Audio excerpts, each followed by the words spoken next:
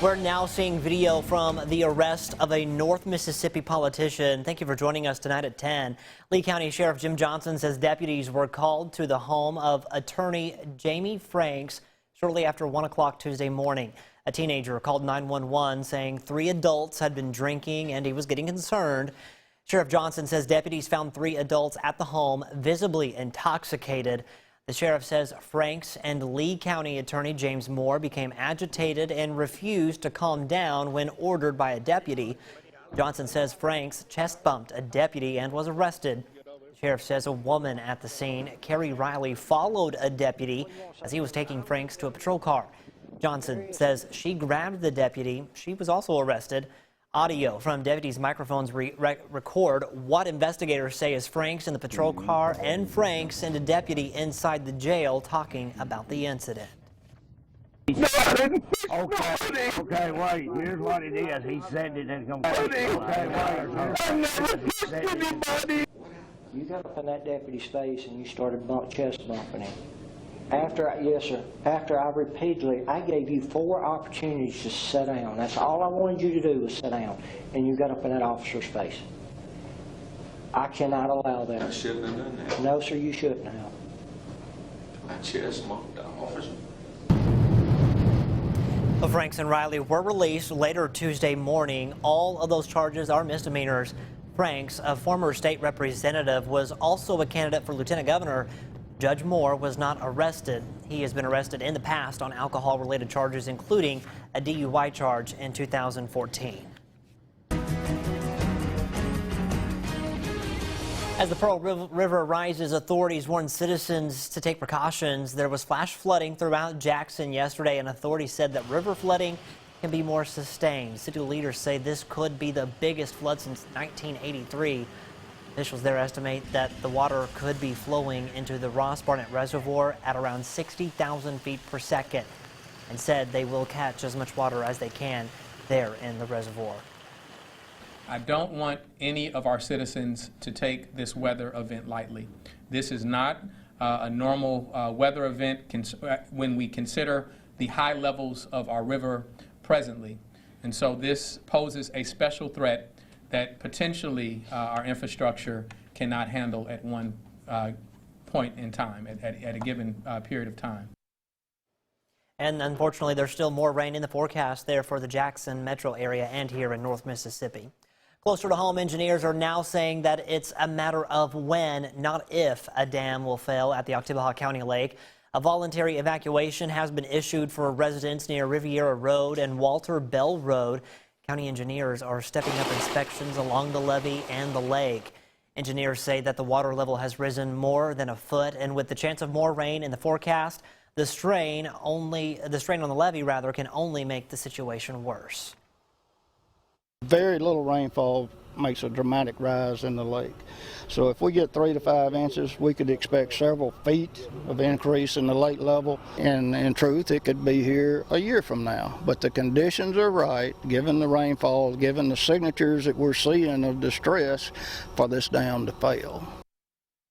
We're all definitely hoping for the best there. Engineers are currently doing all they can to lower the water level in the lake and reduce the strain on that levee.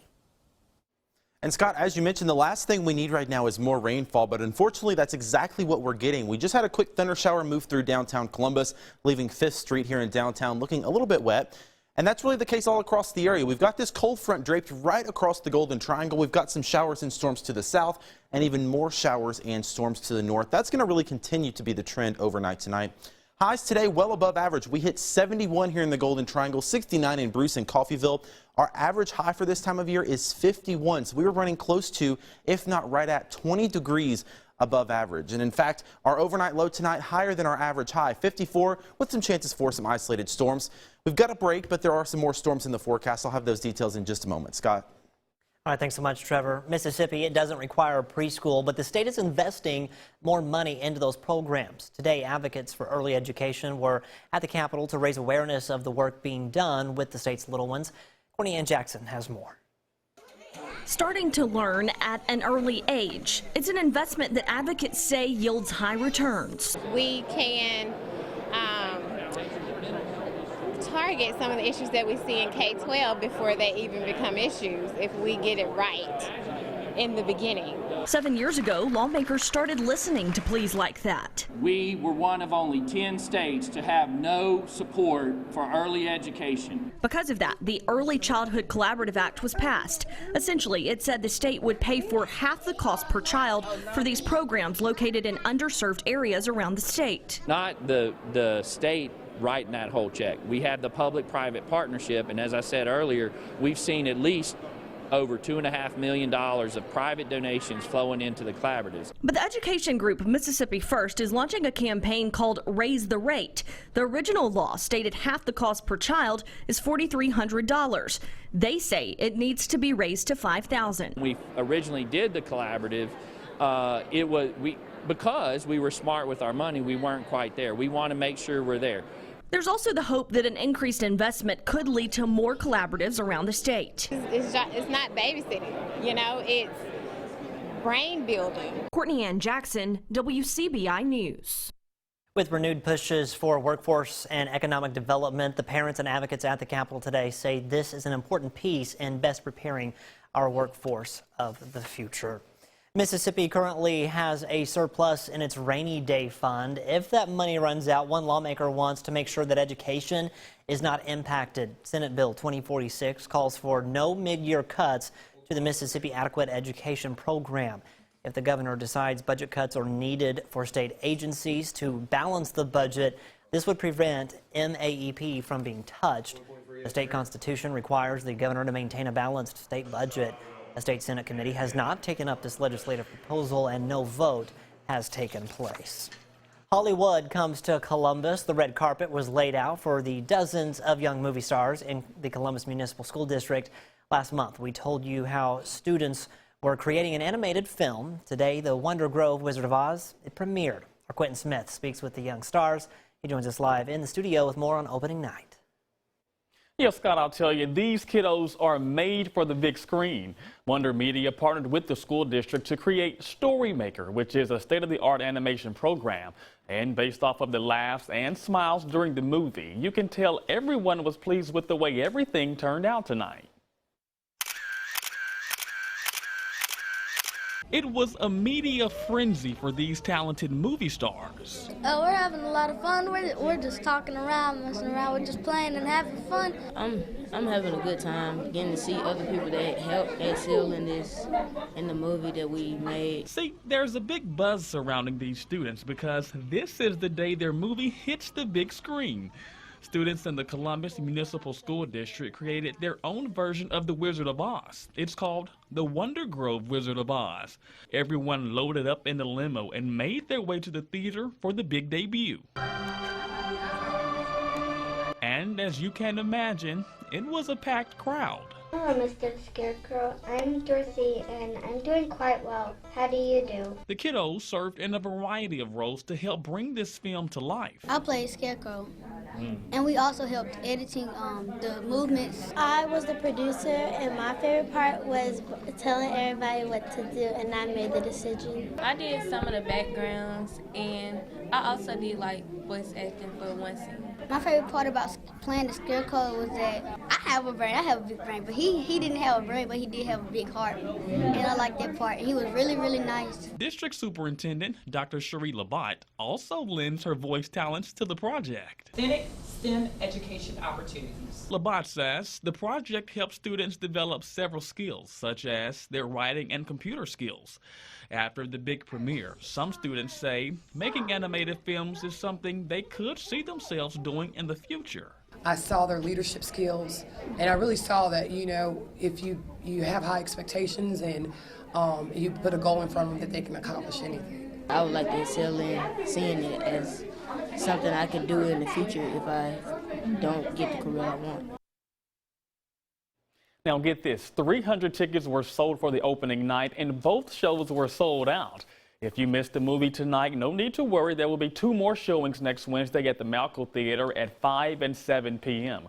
The district is also considering offering the movie for a 3rd week.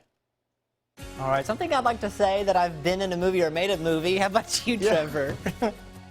You don't want to make a movie or be in one? I mean, that would be really fun. I mean, we make TV, so that's just as do. cool, I right? think this counts. This is close enough. Well, one handsome fellow that might want to be in a movie, this is Rex Wade. He's putting on a pouty face. I think it's because of all this rainfall, so he might be happy for this little break we're going to get Friday and Saturday. We've got one more round of storms for Saturday, and then we're all clear, but a lot colder air is moving in. I've got that breakdown for you coming up right after this. Stay with us. Your WCBI First Alert AccuWeather forecast with meteorologist Trevor Burchett. Temperature is very mild. If you're stepping outside, it's probably going to feel more like mid-March or April than mid-January. Temperatures right now, believe it or not, still pretty close to 70 in a lot of spots. Keep in mind our average high for this time of year, 51 degrees. So we are well above average of our normal high, especially for 10 o'clock at night. We would be well below this by the time the sun normally sets. But really all across the Twin States, temperatures are in the mid to upper 60s, so definitely some well above average temperatures all across the area. Now, we do have a cold front that's draped right across the Golden Triangle region. That's helping to bring in one more batch of showers and storms. We had a quick thunder shower come through downtown Columbus. Some of these overnight tonight could produce some quick gusty winds or maybe a little bit of hail. But in general, we're not talking about any organized severe weather overnight tonight. We've got a few showers down to the south coming through eastern Noxubee County, through Pickens County. Generally, all of the storm activity there has scooted out of the Golden Triangle region and to the points to the south. We've also got some light shower activity up to the north, right there south of Tupelo along Highway 45, and some pretty hefty showers and storms coming through Itawamba County right now.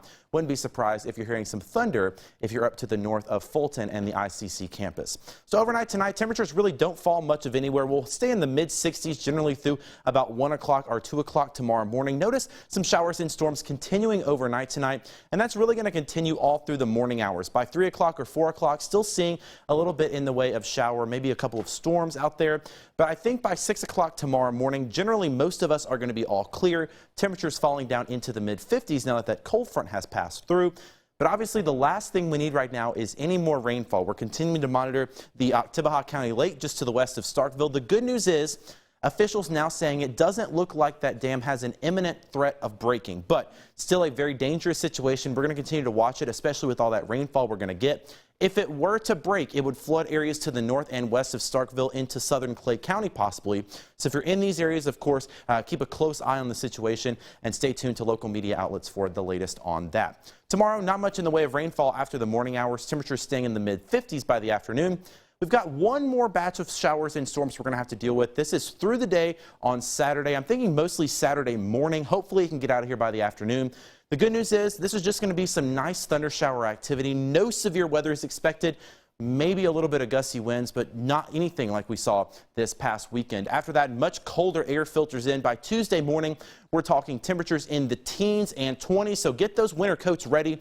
The good news is, as I mentioned, showers and storms on Saturday. After that, we dry out. But Scott, as I mentioned, get those coats ready. Highs in the 40s, overnight lows in the 20s and teens. Hey, but at least the sun will be shining. Yes, we definitely need it, Oh. Especially all those folks that are dealing with that flooding. Definitely. We need a break. Definitely. All right. Thanks so much, Trevor. Well, a coaching change leads to a change of plans for a pair of Bulldogs. Tom has the update coming up later in sports. Welcome back, everyone. Glaucoma can affect people at any age. Those 41 and over are primarily at risk. Tonight, we talk about risk factors in our Health Talk with Baptist. Hi, I'm Dr. Dan Bennett, an ophthalmologist on staff here at Baptist Memorial Hospital, Golden Triangle. And tonight we're going to discuss risk factors for glaucoma. Everyone should be concerned about glaucoma and its effects. It's important for each of us, from infants to senior citizens, to have our eyes checked regularly, because early detection and treatment of glaucoma are the only way to prevent vision impairment and blindness. There are a few factors related to glaucoma that may tend to put some people at higher risk. While glaucoma can develop in younger patients, it occurs more frequently as we get older. Also, people who have a family history of glaucoma, people with abnormally high intraocular pressure. High intraocular pressure is the most important factor for glaucoma damage. And also people of African, Latino, or Asian descent are at high risk.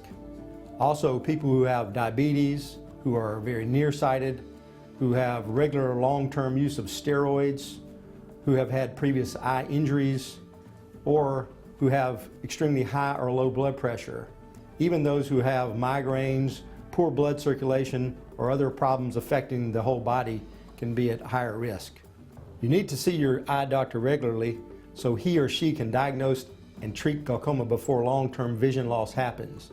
If you're over age 40 and have a family history of the disease, you should get a complete eye exam from an eye doctor every 1 to 2 years. Join us next time for Health Talk with Baptist, and we'll discuss symptoms and treatment options for glaucoma. Mail your topic suggestions to healthtalk@wcbi.com. Health Talk has been brought to you by Baptist Memorial Hospital Golden Triangle. Two of Mississippi State's biggest stars make a decision on their future. More on what's next for KYLIN Hill and ERROLL Thompson next in sports. Sports with Tom Ebel. It's been a whirlwind of a month for Mississippi State football. Joe Moorhead fired the first week of the month. A week after that, John Cohen announces Mike Leach as the newest head coach. And 1 week after that, the Bulldogs get the news that two of its top players will be returning to campus. First team All-SEC running back KYLIN Hill and linebacker ERROLL Thompson will return to Starkville for the 2020 season. The Columbus native Hill originally chose to go pro, will be back for newly hired head coach Mike Leach.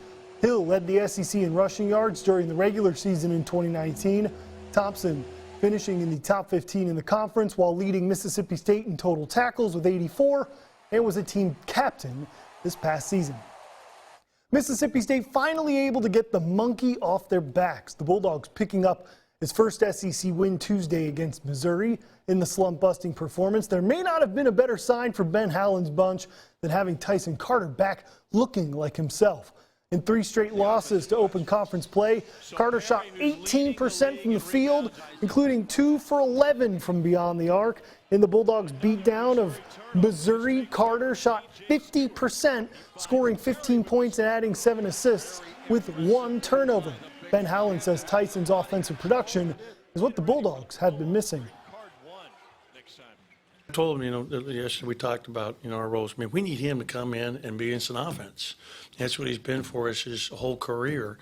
And whether he's starting or coming off the bench, and he played, I think, if not the most minutes, right up there with anybody else, and, played great.